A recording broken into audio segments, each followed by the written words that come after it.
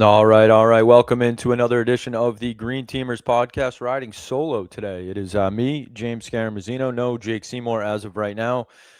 He may join us shortly. We can hope. Jake did the game last night. In studio host, pregame, halftime, and postgame. So he was all over that one. We were texting a little bit, but this is going to be the Jaylen Brown show. Rightfully so. Jaylen Brown with just an otherworldly game last night. Maybe his best game of his career, which sounds a little crazy to say with how many good games Jaylen Brown has had. But I thought that was as good as Jaylen Brown has ever looked last night. I think the MVP discussion is real. What he's done with the Celtics team this season deserves all the flowers. I know he was upset about Player of the Month, Jalen Brunson winning that, and it seems like he took it out on the Clippers last night. We're going to have a lot to get into today, but I think first and foremost, this is going to be a Jaylen Brown show. We're going to give Jaylen Brown all the flowers, rightfully so. I mean, 50 points last night on 18 of 26 shooting, 6 of 10 from beyond the arc.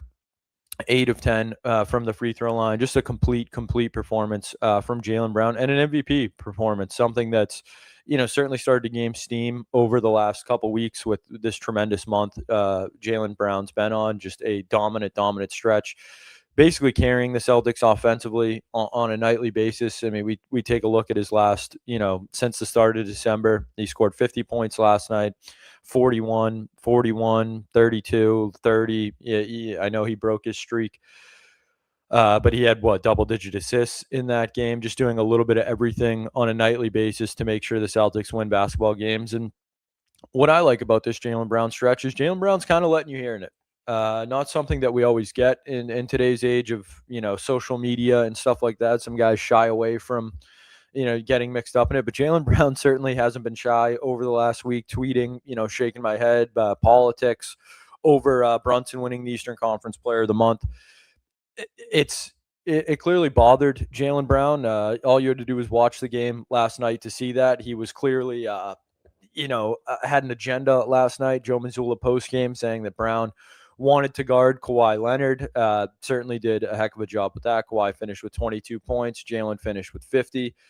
It just what Jaylen Brown's done this season, and I think a lot of it gets tossed into his offense. He scored 50 points. That's incredible. But for me, it was more the way he did it, how efficient he was, how he looked when he was doing it.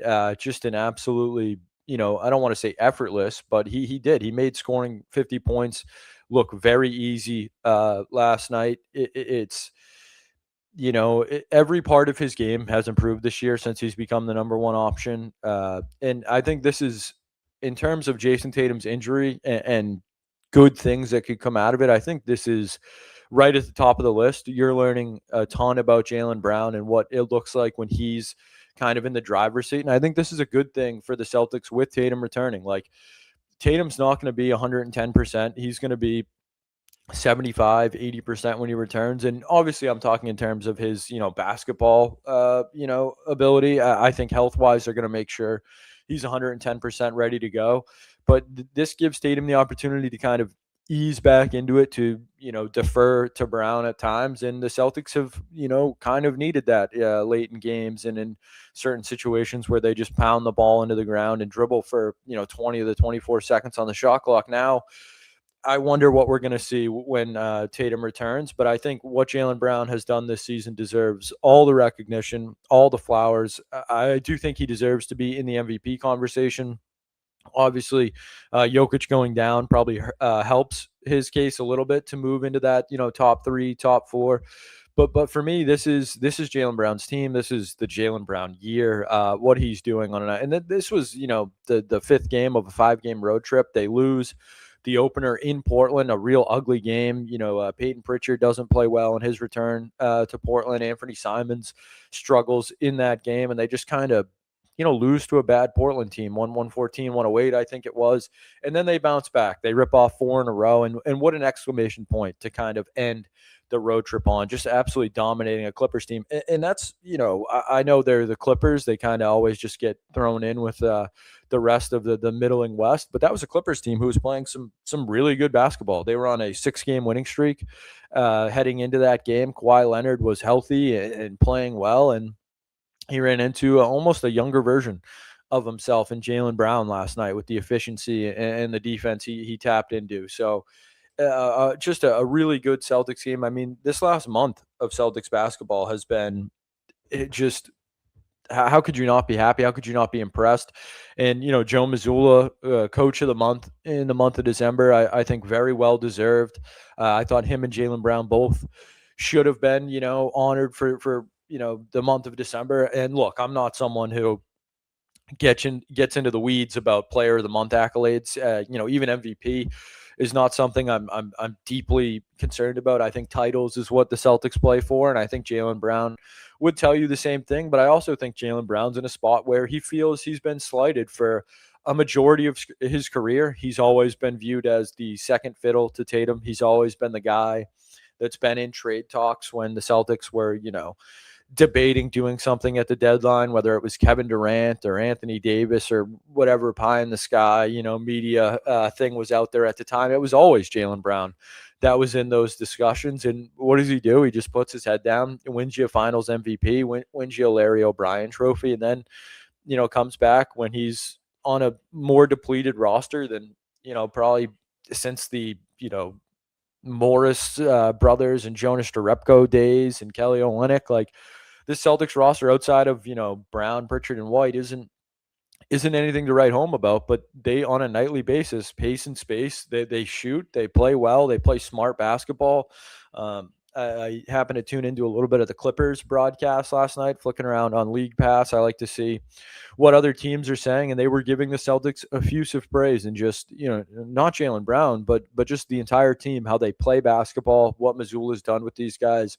So I think Joe Mazzulla absolutely deserved the coach of the month last month. I think he should be heavily in consideration for coach of the year. And I get why Jaylen Brown's frustrated with, Jalen Brunson winning over him. I think Brunson played a couple more games than Jaylen in the month of December, so maybe that helps his case. But it's tough to find, never mind in the Eastern Conference, but in the NBA around the world, anyone that's playing better basketball than Jaylen Brown right now. He's just on that kind of tear. I think the best basketball of his professional life. It's a joy to watch. The Celtics now find themselves 3 games behind the Pistons and a half game behind the New York Knicks. Who would have thought we'd be here January 4th, 2026, and with this Celtics roster, Jaylen Brown has the Celtics right in it, and I mean right in it. And I think this kind of lends to, where do they go from here? Do they add? What do they add? That's a conversation as we get closer to that early February trade deadline. But for me, I think they have to do something. This is a team that can absolutely compete. They're already competing in the East. I mean, what are we talking about? They're a top 3 seed. They're getting Jason Tatum back. You add another big to that roster. I think that's a legit team to be reckoned with in the Eastern Conference. And who knows what Tatum's going to look like, but that was a heck of a game last night. And I think it's just kind of a glimpse into who Jaylen Brown is, that he takes these things personally and he wants to, show who he is to the entire league. And I'm all for that as a Celtics fan. Just a couple other notes on Jaylen last night. He erupted for 19 points in the third quarter, 7 of 8, 3 of 4 from downtown, just absolutely on fire in that game. One other small note, too, on last night is Mazzulla. I just mentioned his coaching over the last month. He went with Hauser in the starting lineup last night, which is something he hasn't really done since very early in the season. He got the start over Jordan Walsh, and Walsh still, found his way into the rotation, played some good minutes in that game. But I thought that was a good little move by Joe Mazzulla, something that, we don't. The starting lineup is what it is in the NBA, especially when it comes to a player like Hauser or Walsh. Like, it's going to be matchup dependent. Most of the time it's Walsh, but I thought they went out right away in that game and, pace and space. Hauser hit a couple threes early and they build a big lead, 70 points in the first half or whatever it was. And, part of that is having another sharpshooter out there. So just a small little thing that Mazzulla did. He saw a matchup, maybe one of his assistant coaches saw the matchup and said, hey, let's start Hauser tonight. So just little things like that. Yeah, it shows Mazzulla's, he's all over it this year. He's had a really good year. I know a guy that comes under a lot of criticism for how the team plays, the amount of three-pointers they shoot. We're still those conversations still linger around this team, but I don't know how you could feel anything other than, really impressed by Joe Mazzulla this year. It's been his best coaching job, I think. I mean, I know he wins the title, but all we talked about was how loaded that roster was and how much of a basically a failure it would have been if they didn't win the title. And now he finds himself on a team who has, a middling roster. Over under was, in the mid 40s. People thought they'd be in the play-in kind of thing, and they sit comfortably kind of in third in the Eastern Conference with some marquee wins. They've beaten the Cavs. They've fought with the Pistons a couple of times. Like, this Celtics team has shown, certainly me a lot. Your Ugo Gonzalez's, your Jordan Walsh, Sam Hauser, as I just mentioned, Neemias Queta has certainly taken a leap this year. I'd like to see him still hit the glass a little bit more. I'd love to see also what Queta would look like with another big in the lineup too, like an actual serviceable NBA big. And as crazy as that seems, but the Celtics could certainly use something like that. And this is the Green Teamers podcast. It feels like it's been a while since me and Jake kind of got to cut loose and really green team. But after a night like last night, how do you do anything else? They've been, to say flawless is a stretch, but they've been damn near perfect for what you expected this season. There's still some hiccups there. I think they still have some roster issues, and I wonder what happens with Anthony Simons and stuff like that. But they beat the Raptors. They beat the Pacers before Christmas. They beat the Pacers after Christmas. Then they go out to Portland, lose. They beat the Jazz pretty handily. Beat the Kings by double digits, and then that game last night against the Clippers. Like, this is a team that's won 3 in a row, is on a good roll. They have a little separation in the Atlantic between Toronto and Philadelphia. They get a Bulls team on Monday night who's had an up and down year, but nothing to be too worried about there. Like, they should continue to win these games, rack up wins, and just kind of cement that spot they have in the Eastern Conference right now, hanging around, that 3 to 5 seed. Like, there's no reason they can't hang around there.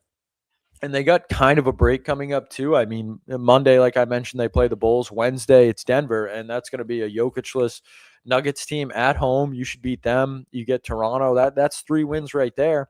And then Saturday night, Wemby comes to town, and who knows what that's going to look like. But everyone will be locked in for that one. Jaylen Brown and Derek White again. His old team, the Spurs. Wemby, Stephen Castle's down there. That they have a heck of a team. And Wemby, just for kind of a broader NBA side pot here. Wemby's been incredible this year. Obviously, he's Wemby, but he's also kind of tried to take the next step in San Antonio and build a culture. And he hates the Thunder. He does not like Chet Holmgren by all accords, celebrating when he misses free throws and stuff like that. So the way Jaylen Brown's been playing, how personally he's been taking things, the way Wemby carries himself, that should be appointment television next Saturday. And, hopefully the Celtics are on another, 6-game winning streak heading into that one. Just a couple other, I'm riding solo here today, so we're going to be a little shorter, but I thought the Jaylen Brown thing really deserved kind of its own little show, because what he's done is, I don't want to say it's better than anything we've seen in the last 10 or 15 years, but it's damn near, close. I know Tatum and Isaiah Thomas had incredible scoring seasons where they were Tatum over 30, I believe Isaiah Thomas right there. And, he joins Larry Bird and Tatum as the only guy with multiple 50-point games in Celtics history. Like, it's historic stuff. I know it's January 4th, and, December, January, February basketball can be a little tough for the non-green team or your casual fan, but this is historic stuff Jaylen Brown's doing. He's putting together an MVP year. And, I was someone who said it's borderline impossible for Jaylen Brown to win the MVP. And that had nothing to do with Jaylen Brown. It's more about the NBA and the league. Like, what Jokic does on a nightly basis can't be replicated. What SGA does is, extremely hard to replicate, especially if you're not going to the free throw line, 20 times a night. But for me, valuable player to their roster, I think it's hard to argue anyone is more valuable to their roster right now. I mean, Cade Cunningham, maybe you could sell me that, but OKC is loaded, that roster with Chet and Jalen Williams, and they have talent all over. And Jokic going down, like, Jokic for me is the clear-cut MVP until he slips. What he does is I think he's the best basketball player I've ever seen in my life on a nightly basis. But if he's injured, I would have Jaylen Brown right there, 1, 2. I mean, without him on this Celtics team, I think they're a middling 500 team, if that. Probably worse. I think Jaylen Brown deserves to be firmly in that conversation, and I think he feels that way. I think Joe Mazzulla feels that way. Mazzulla after the game last night saying not only Brown wanted the Kawhi Leonard assignment, but he also praised Brown after the game and said it was an honor to coach him last night. And yeah, I mean, the guy was a machine. He was basically flawless, and that's kind of the other part of this too. When it comes to the Celtics is how much they've needed this Jaylen Brown this season. I think that's if you wanted to take a small C concern out of this stuff, they need that Jaylen Brown almost on a nightly basis. Even when he's not scoring 30 points, he has double digit assists or he's getting, 7 to 9 rebounds. Like it's been a lot on Jaylen Brown's shoulders. And I was someone who thought he was ready for it, thought he could handle the number one role, but even I'm surprised by how seamless it's been, how easy he's made it look, and he deserves all the credit. I mean, we kind of goof on the offseason workout videos, underwater, and the silly stuff he does, but the guy's doing everything. He's got shoe deals. He's streaming with R&B singer Victoria Monet. He's salsa dancing with her. It doesn't matter what Jaylen Brown does. The guy's unstoppable on and off the court. I think a lot of people thought maybe some distractions would settle in this year. With all this streaming and being the number one option, having to answer for that. A guy who's not afraid to mix it up on Twitter. But no, I think Jaylen Brown's kind of one of these guys where he feeds into it. He wants the spotlight. He wants all eyes on him, and how could you argue with the results? It's a results based business, and he's certainly delivering the results. Whether it's streaming, shoe deals, whatever it is, Jaylen Brown is delivering this year. No distractions whatsoever. Hanging out with Bill Nye, it doesn't matter. So.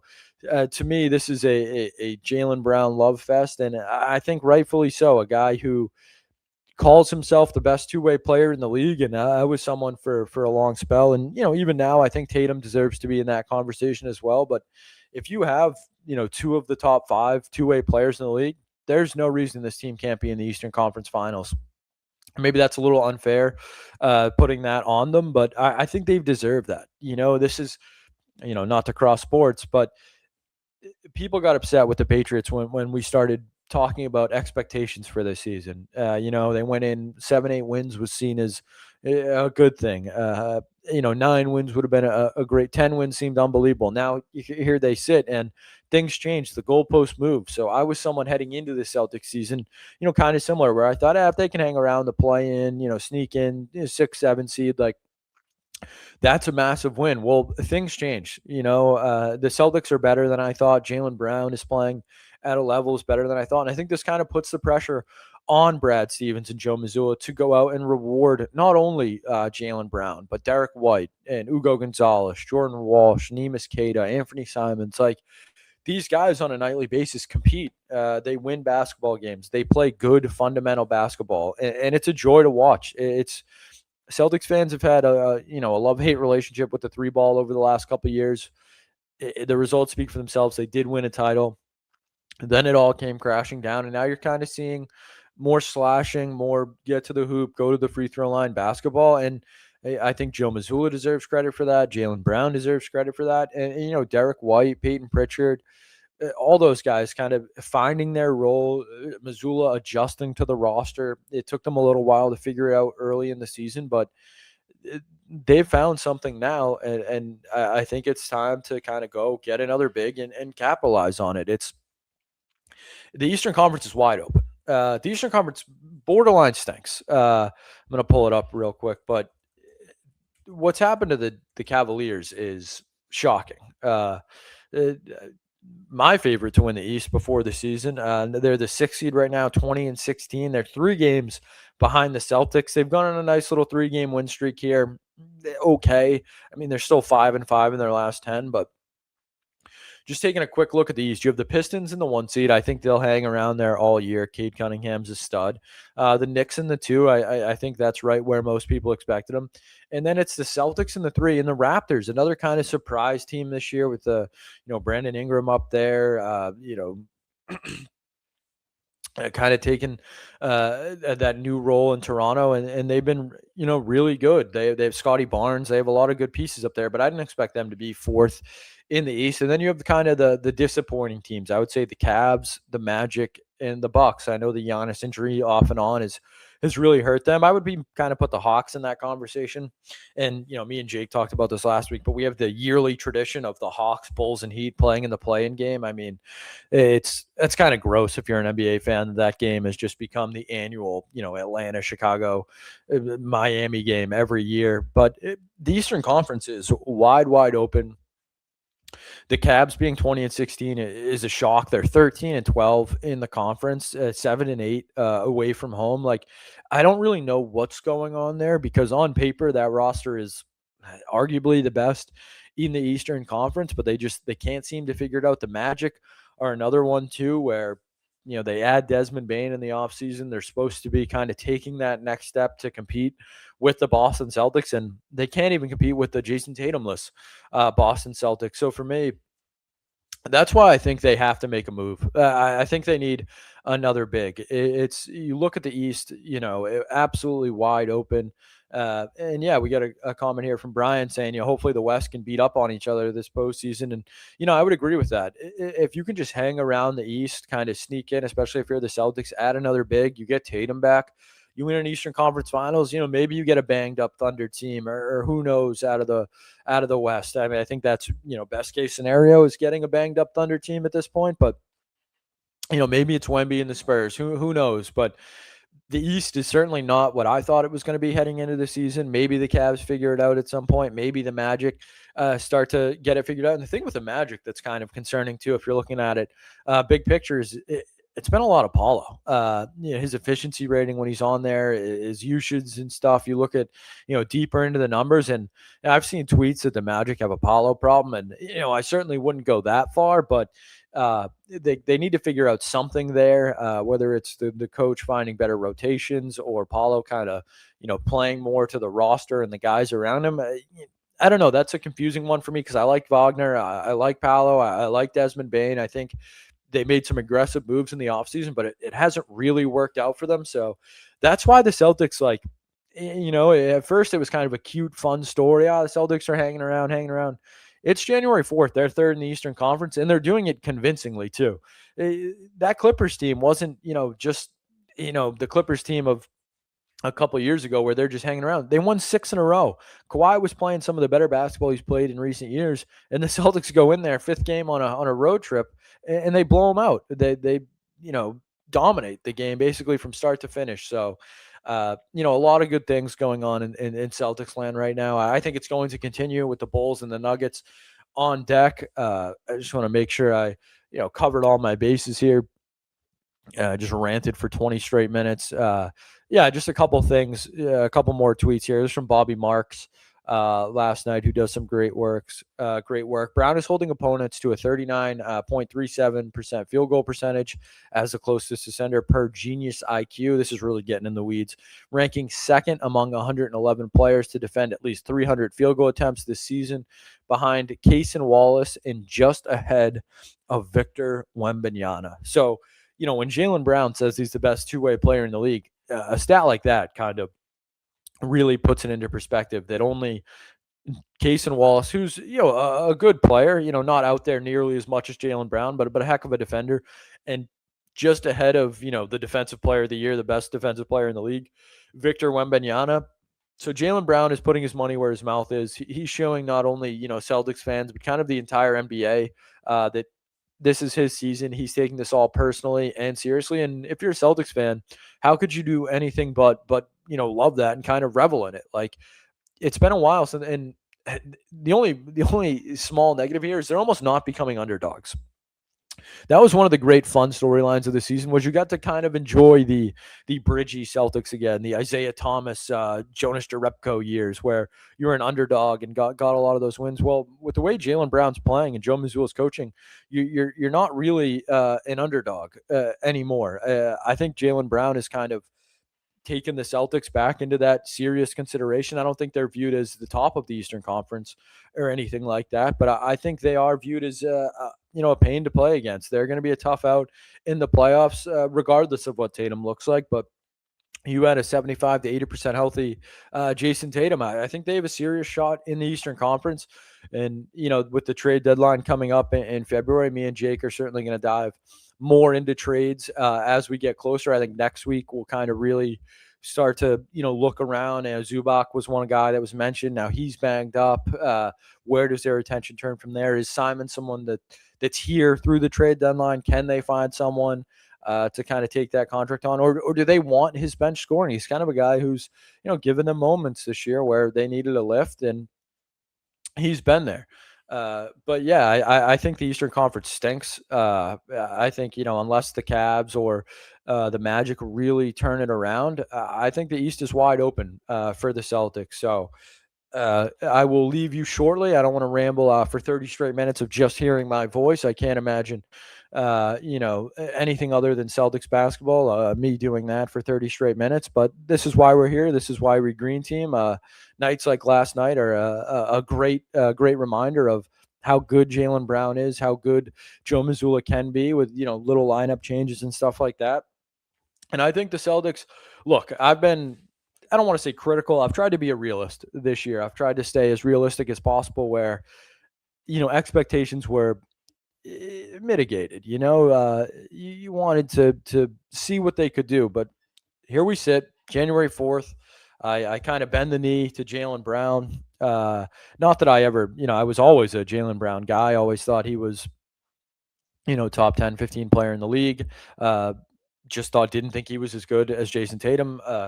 That's no slight to him, but Jaylen Brown is proving everyone that he is a legit MVP candidate. And I'll be interested kind of when the league, or the national media after last night, Saturday night, Sunday morning, we'll see, what the storylines are. But I think Jaylen Brown, top 5, top 3 MVP, after this last month. I don't know how you argue anything other than that. So, yes, this was a Jaylen Brown love fest for 25 straight minutes. I was happy, honored to do it after last night. Jake Seymour produced and did post-game last night for the Celtics, so he will be back next week with us. And, we should have some good ones to talk about. We're going to have a Wemby game on Saturday. Unfortunately, this would have been a great week if you were a season ticket holder to see Jokic and Wemby. Unfortunately, that will not be the case as Jokic is out. But another great week of Celtics basketball on the horizon. Hopefully a couple easy wins. And then Saturday night against the Spurs. And we'll be back next Sunday to do a little more green teaming. Thanks for tuning in. I'll post the podcast shortly for those listeners. But yes, happy green teaming to everyone. Go C's, and let's pump Jaylen Brown's tires a little bit. Give him the Roberto Luongo there, and just kind of see where this MVP race goes. I think he deserves to be in the conversation. So everyone enjoy your Sunday, and thanks for hanging out.